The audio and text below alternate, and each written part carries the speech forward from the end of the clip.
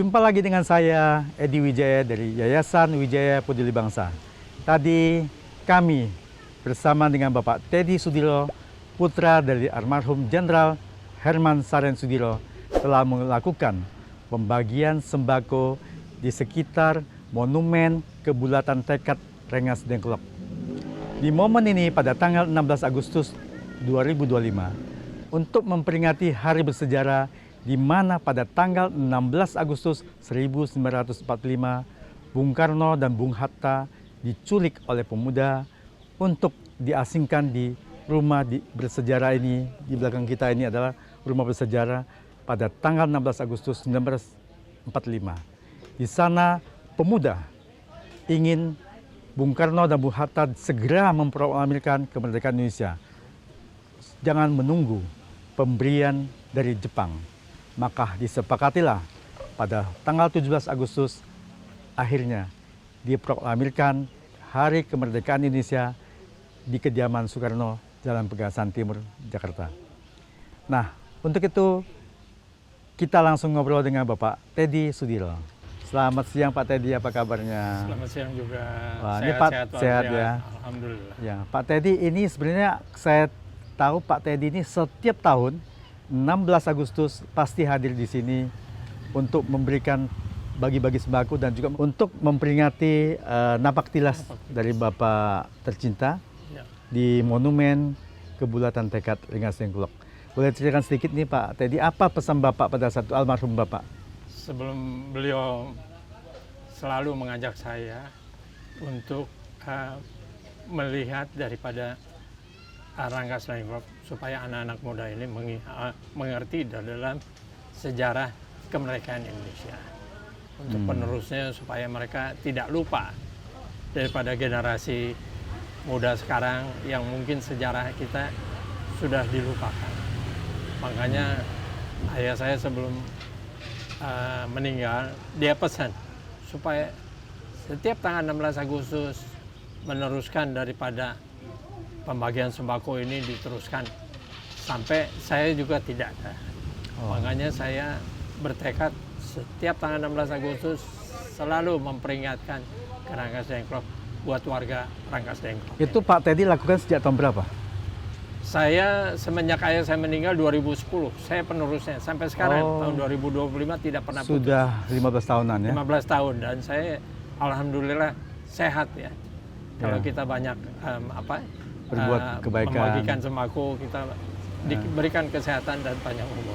Apa kesan Pak Teddy terhadap almarhum ayah tercinta yang mungkin pada saat itu Pak Teddy ngikut datang ke Rengas Dengklok itu melihat sosok ayah itu seperti apa waktu itu?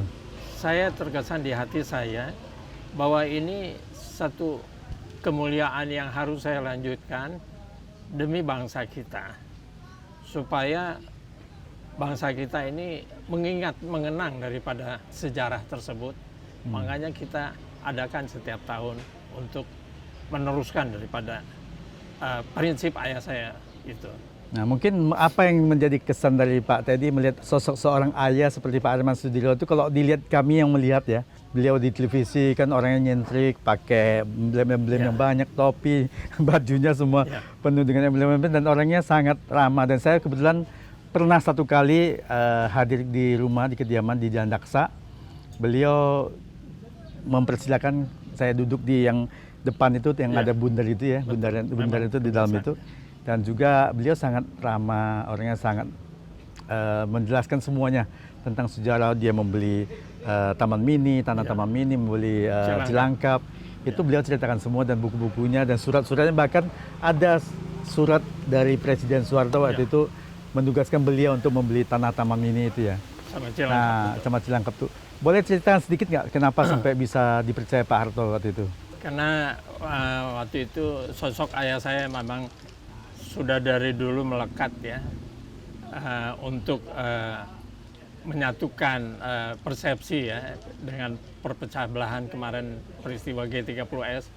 Makanya ayah saya yang datang pertama ke Pak Harto untuk menjemput Sarwoedi. Itu satu kebanggaan ya, saya sebagai anak ya bisa terjalin hubungan dengan Pak Harto pertama ya, bisa menjadi ajudan pertama lah. ya, sampai mempercayai untuk membeli satu Cilangkap ya untuk mempersatukan TNI supaya tidak terpecah belah, supaya kita ngontrolnya juga gampang, dan Ibu Tin juga meminta kepada ayah saya untuk membeli juga daripada Taman Mini supaya ada budaya Indonesia. Jadi saya juga kagum ya dengan sosok ayah saya yang bisa menjalankan misi daripada Pak Soeharto dan Ibu Tin. Sangat bangga saya sebagai anak yang harus saya tetap menjalankan misi perjuangan ayah saya sampai sekarang. Dan yang saya pernah dengar, apakah benar bahwasanya pada saat kemerdekaan itu kan Indonesia belum banyak uang, jadi kas negara kita belum ada. Pembelian tanah Cilangkap dan Taman Mini itu tidak menggunakan uang negara, nggak salah ya? Saya rasa waktu itu ayah saya mencari uang untuk supaya kita bisa mempersatukan TNI, dan kesenangannya Ibu Tin itu budaya seluruh Indonesia berada di Taman Mini. Maka ayah saya mencari dana tersebut supaya terlaksana pembangunan apa yang diinginkan oleh Pak Harto dan Ibu Tin. Ya, kalau nggak saya pernah diceritakan Pak Herman almarhum, Pak Ayanda, itu kalau nggak salah per meter tanah Rp50 atau Rp100, saya nggak salah. Dulu sangat murah sekali ya. Sangat murah sekali, makanya kita bisa beli Cilangkap 300, Taman Mini 150 hektar, untuk bisa sampai sekarang ternyata digunakan oleh bangsa kita, dan mengetahui seluruh daripada budaya kita. Baik di situ kan ada Kalimantan, ada apa, jadi masing-masing budaya yang ada di Taman Mini ada di peta Indonesia. Dan kalau Cilangkap itu kan mempersatukan TNI supaya bisa mengontrol daripada kegiatan-kegiatan TNI yang waktu itu terpecah belah oleh PKI. Karena sekarang di Cilangkap kan itu ada Mabes TNI, Mabes Angkatan Laut, Mabes Angkatan Darat. Ya. Kalau Angkatan Darat kan di Suat itu di dekat istana. Selama melakukan kegiatan sosial di sini ini, kira-kira Pak Teddy melihat antusias masyarakat di sini waktu diberikan sembako itu gimana? Selama bertahun-tahun masyarakat ini. sini cukup senang ya, karena ada penerusnya, dan mereka mengharapkan ya, mengharapkan kenapa di sini tempat pusat sejarah.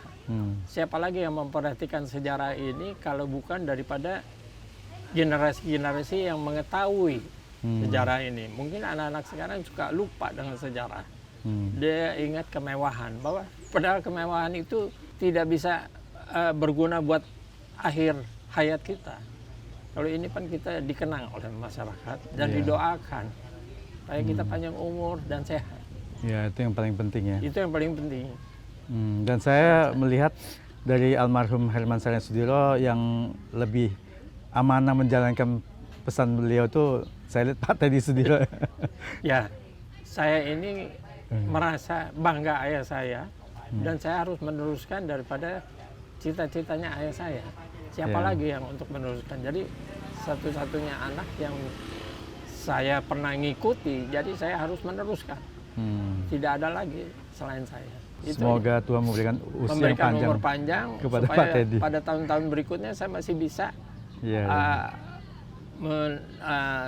memberikan sembako kembali lah. Dan terima kasih Pak Teddy sudah berkolaborasi dengan kami dari Yayasan Wijaya Peduli Bangsa untuk tahun 2025 ini bisa hadir di sini bersama-sama kita membagikan sembakonya kepada masyarakat di Monumen Kebulatan Tekad ya.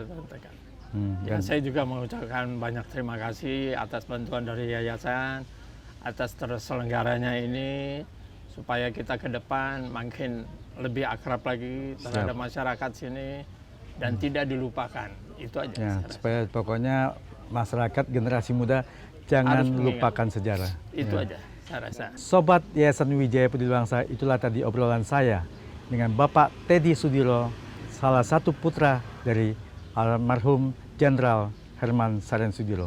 Sampai jumpa.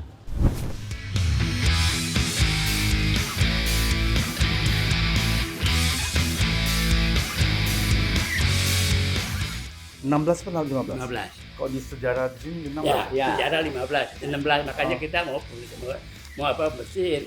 Kalau saya dari kakek, kalau itu mungkin dari buku. Tanggal 15 Agustus kita kedatangan Bapak.